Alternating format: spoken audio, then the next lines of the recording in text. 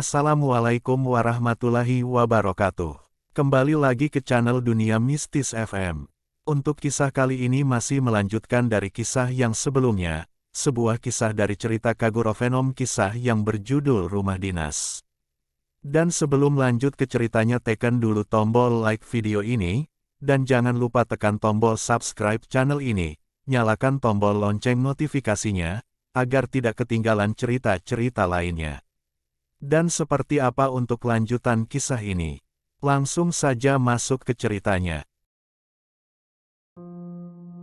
Sehari setelah kasus kejadian tamu yang tak diundang itu selesai, papaku pada akhirnya memaafkan apa yang Bang Ewo itu perbuat dan tidak ingin memperpanjang masalah lagi, karena papa pun sama-sama mengerti bagaimana kondisi Bang Ewo tersebut. Apalagi Bang Ewo itu sudah cukup dekat dengan kami sewaktu kami masih tinggal di pinggiran kota, ya walaupun aku dan Bang Ewo sering bertengkar untuk masalah-masalah sepele. Karena seperti yang aku bilang tadi, Bang Ewo walau umur dan postur badannya besar namun pikirannya masihlah seperti anak-anak karena penyakit stepnya tersebut. Bang Ewo adalah sepupu laki-laki dari adik papaku. Dia sering membuat masalah di lingkungan rumahnya, bahkan orang tuanya saja sudah angkat tangan melihat perilakunya.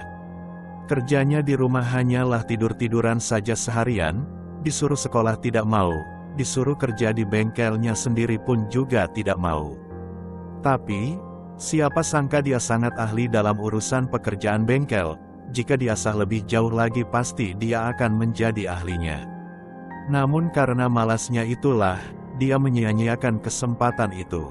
Makanya tidak heran, dia dengan mudah membobol pintu rumah dinas ini. Katanya, orang-orang tertentu bisa melihat hantu loh, begitulah pikiranku terlintas setiap aku melihat Bang Ewo.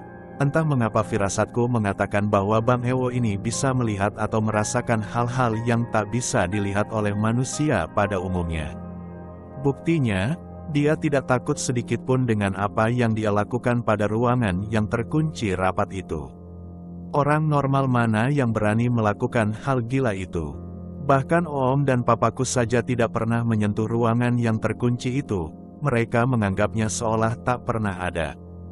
Bang Ewo diizinkan menginap oleh papaku untuk beberapa hari di sini. Hitung-hitung sebagai teman mainku di sini karena memang semenjak aku tinggal di rumah ini, aku tak pernah keluar selangkah pun kecuali untuk urusan sekolah. Apalagi dengan situasi lingkungan yang sepi ini, berharap ada anak yang seumuranku bermain di luar. Mana mungkin ada. Pada akhirnya Bang Ewo lah yang menemaniku bermain di rumah ini walau terkadang kami pun masih sering bertengkar dalam memperebutkan bola misalnya. Seharian bermain bola terasa sangat melelahkan. Ketika aku sedang asik-asiknya untuk beristirahat sejenak sambil memandangi pohon beringin yang kokoh itu, tanpa aku sadar Bang Ewo sudah menghilang saja, padahal tadi dia berada tepat di sampingku. Val, sikolah. Val, sinilah, terdengar suara Bang Ewo yang memanggilku dari arah lapangan tenis.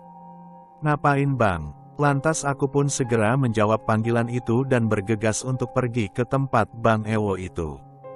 Gudang aku Val, ini gudang apa Val? Tanya Bang Ewo sembari mengacak-acak dokumen yang ada pada gudang tersebut. Gak tahu Bang, jawabku sambil melihat apa yang dilakukan Bang Ewo. Seketika aku melamun sejenak ketika itu dan setelah itu aku melihat ada kabel listrik yang sudah sobek namun masih terhubung dengan kontaknya. Entah apa yang ada di pikiranku saat itu, tiba-tiba terbesit saja di benakku untuk memegang kabel yang sudah sobek itu. Ketika aku memegangnya, aku diam karena terkejutnya. Ternyata aliran listrik yang ada pada kabel ini masih menyala dan membuatku kesentrum ringan seketika. Mungkin karena dulu aku masih anak-anak jadi suka coba-coba buat megang karena penasaran, atau mungkin karena ada hal yang lain yang membuatku terdorong untuk menyentuh kabel-kabel berlistrik itu.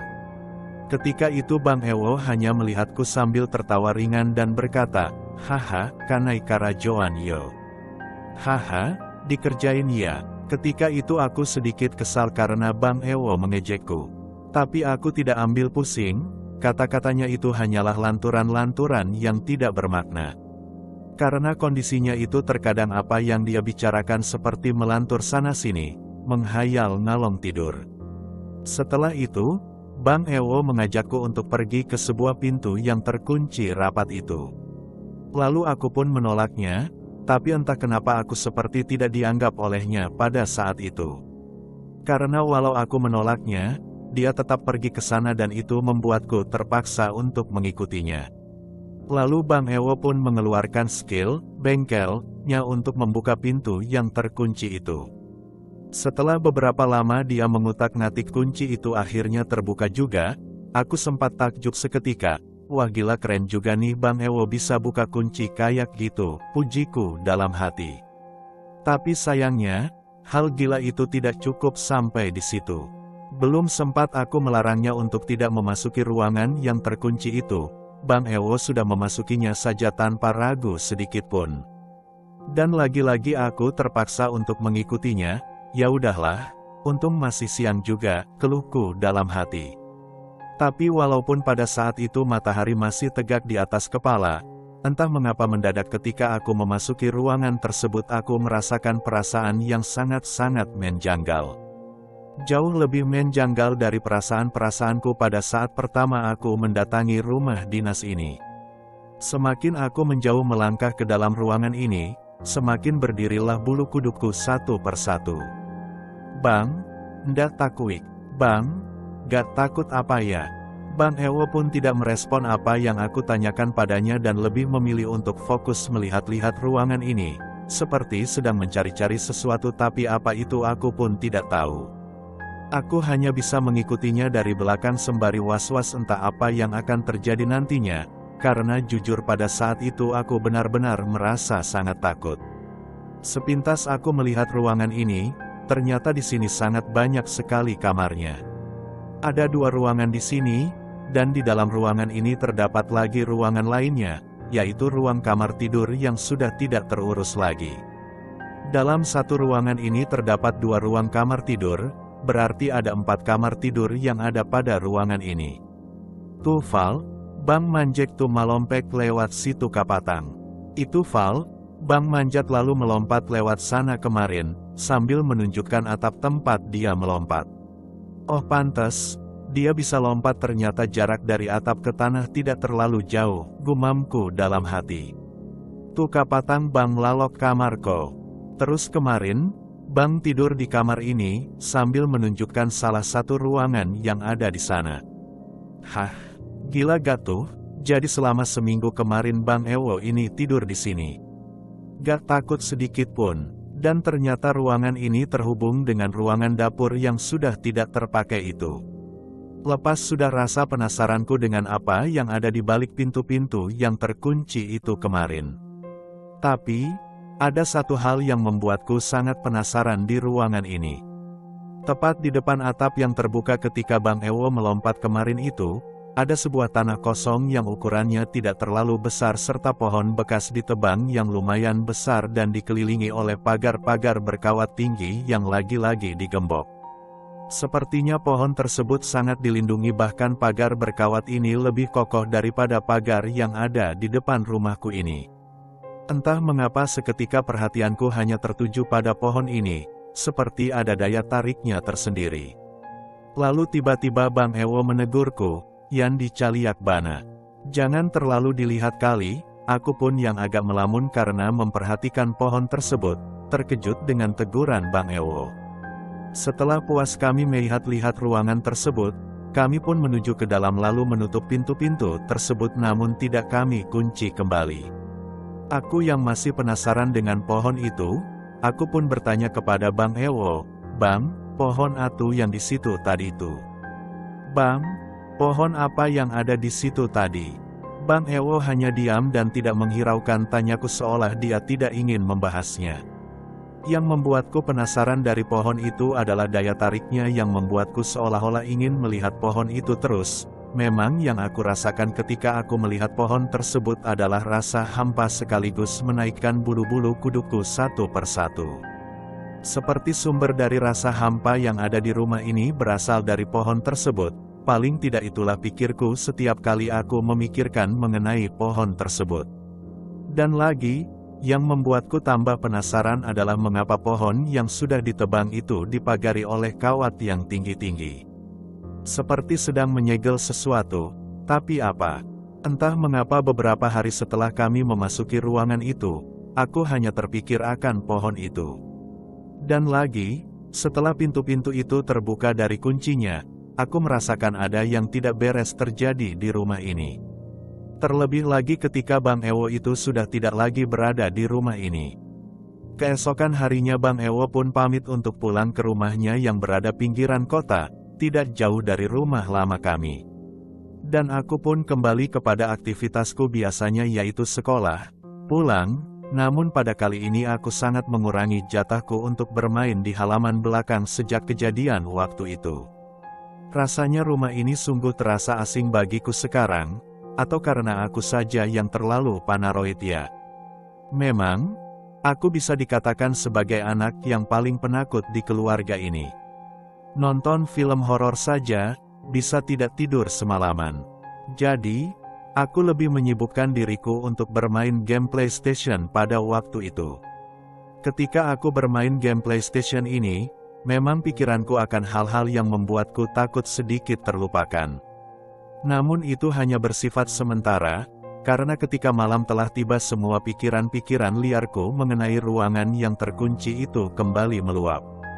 Gelisah tak tentu arah, mencoba untuk tidur pun aku tidak bisa karena pikiranku yang selalu mengingat akan hal-hal yang menakutkan mengenai ruangan yang terkunci itu. Aku mencoba untuk menenangkan pikiranku pada saat itu, dari menghitung domba dari 1 sampai 100 hingga memikirkan kejadian-kejadian lucu yang ada di sekolah hari ini. Namun semuanya nihil dan tidak berdampak sedikit pun kepadaku, padahal mulutku sudah penuh dengan nguapan yang menyuruhku untuk tidur terlelap. Hasil aku pun hanya bisa melihat jam yang terus berputar dengan pelannya sambil memikirkan hal-hal yang menakutkan itu. Tidak terasa jarum jam pun sudah menunjukkan ke angka 11. Orang tua dan adikku pun terlihat sudah tidur terlelap. Badanku tak nyaman, pikiranku pun sangat gelisah pada saat itu. Lantas aku ubah posisi tidurku yang semula terlentang menjadi tengkurap, berharap dengan aku mengubah posisi tidurku itu, akan lebih membuat badanku terasa lelah. Tapi, ternyata pilihanku itu salah besar. Bukannya lelah yang aku dapatkan melainkan pengalaman spiritual yang aku rasakan ketika itu. Tap. Aku mendengar suara langkah-langkah kaki yang berlari-lari kecil di balik pintu kamarku itu. Oh, mungkin omku baru pulang, pikirku dalam hati. Awalnya aku mengabaikannya saja, namun setelah beberapa menit kemudian langkah-langkah kaki itu pun kembali kudengar. Pada kali kedua ini, aku masih mencoba untuk berpositif thinking. Mungkin omku lapar, hingga aku mendengar suara tersebut untuk yang ketiga kalinya. Dan lagi-lagi aku masih berpositif thinking, cepat juga omku makannya ya. Selang beberapa menit setelah itu, terdengar lagi untuk yang keempat kalinya. Dan kali ini aku benar-benar takut sekaligus penasaran. Masa iya omku malam-malam mondar-mandir? Emang mau ngapain? Pikirku sembari mengecek keadaan di balik pintu kamarku itu lewat ventilasi yang berada di pintu itu. Ya, di pintu kamarku terdapat ventilasi kecil yang letaknya di bagian bawah dari pintu tersebut. Jadi, aku bisa mengecek keadaan dari balik pintu itu, lewat celah-celah kecilnya tersebut.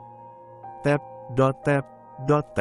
Yang benar saja, yang aku lihat malam ini bukan main adanya, antara percaya dan tidak percaya. Seketika badanku waktu itu langsung gemetar, mulutku tiba-tiba membisu, bulu kudukku perlahan-lahan berdiri, namun mataku tak bisa memicing sedikit pun. Pandanganku seketika terfokus pada bayangan-bayangan kaki yang berukuran mungil yang berlari-lari ke arah dapur, lalu balik lagi ke arah ruang tamu. Sontak, aku pun langsung menutup kepalaku dengan bantal dalam-dalam dan tidak bisa mengeluarkan sepatah kata apapun dari mulutku. Tidak lagi aku bisa berpikir panjang saat itu, yang bisa kulakukan hanyalah memejamkan mata hingga pada akhirnya aku pun terlelap. Dan aku berharap, keesokan harinya aku bisa menceritakan kejadian semalam pada orang tuaku. Namun anehnya pada keesokan harinya itu, Sekilas aku terlupa dengan kejadian semalam hingga aku pun tidak ingat untuk menceritakannya kepada orang tuaku. Tapi, kejadian itu kembali teringat ketika malam hari tiba di saat aku ingin tidur. Entahlah, aku pun tidak mengerti apa yang membuatku lupa untuk menceritakannya kepada orang tuaku, atau jangan-jangan mereka sedang mempermainkan pikiranku. Lantas untuk apa? Apakah mereka takut untuk dianggap ada oleh manusia? Atau apakah mereka ingin dianggap tidak ada oleh manusia? Sungguh pikiranku pada saat itu benar-benar tidak karuan lagi.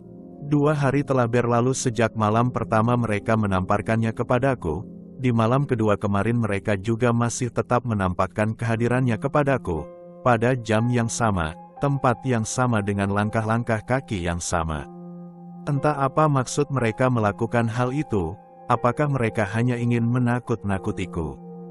Atau apakah mereka ingin mengajakku bermain?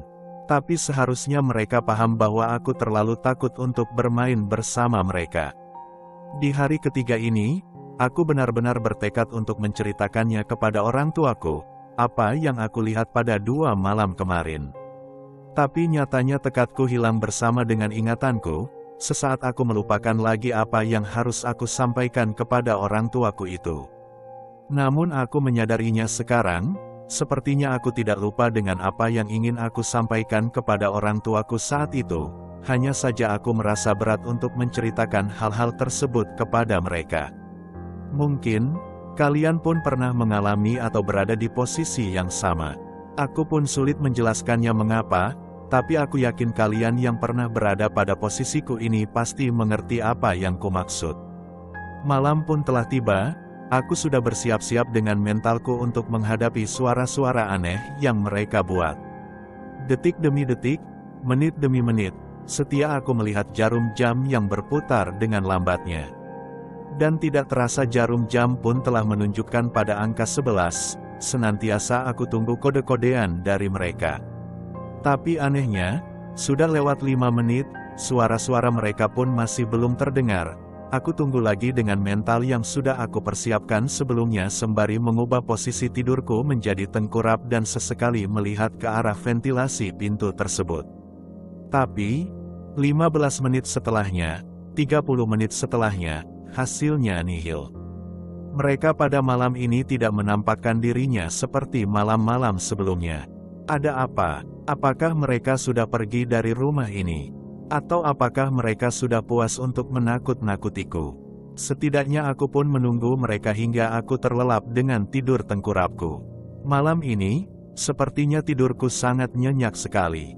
Keesokan harinya, hari keempat setelah penampakan pertama, aku pun melanjutkan aktivitasku seperti biasanya sebagai anak pelajar yang dari pagi sampai sore aktivitasku untuk pergi menimba ilmu ke sekolah dan dari sore hingga malam aku pergunakan untuk bermain game atau membuat PR sekolahku jika ada.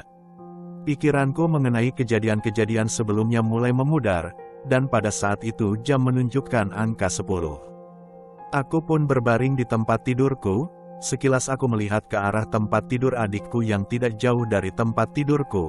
Oh, masih belum tidur ya, gumamku sembari aku melihat adikku sedang berbincang-bincang dengan orang tuaku. Aku pun sudah tidak lagi menghiraukan kejadian-kejadian kemarin itu, hingga aku pun lengah karenanya.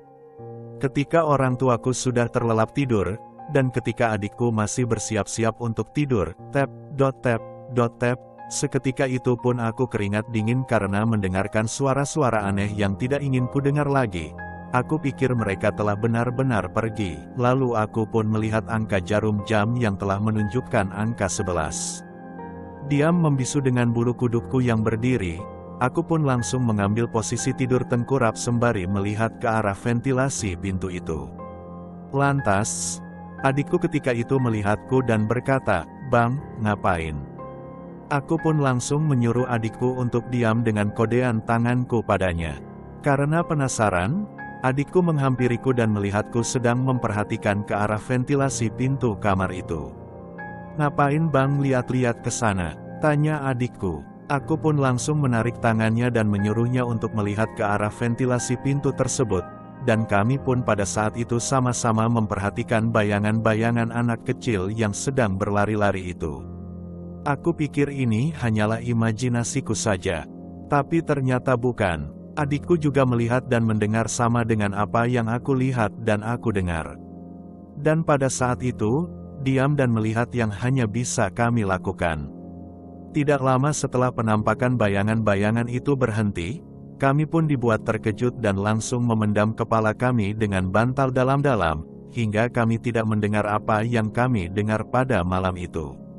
Ini benar-benar sudah jauh lebih menyeramkan. Bayangkan saja setelah suara langkah-langkah dan bayangan kaki itu berhenti, kami langsung dikejutkan kembali dengan suara orang yang sedang memasak di dapur. Gesekan antara wajan dan spatula jelas terdengar dari kedua telinga kami. Malam ini benar malam-malam terburuk yang pernah kami alami, namun untungnya kami terselamatkan oleh kantuk yang membuat kami terlelap di saat kami memendamkan kepala dengan dalamnya. Fix, besok aku akan menceritakan kepada orang tuaku mengenai apa yang aku dan adikku alami malam ini. Oke teman-teman, sekian untuk kisah kali ini. Bagaimana menurut kalian tentang kisah ini? Tulis komentar kalian di kolom komentar, dan buat teman-teman yang baru bergabung jangan lupa untuk like, komen, share, dan serta subscribe channel ini dan nantikan kisah horor selanjutnya, tetap di channel Dunia Mistis FM.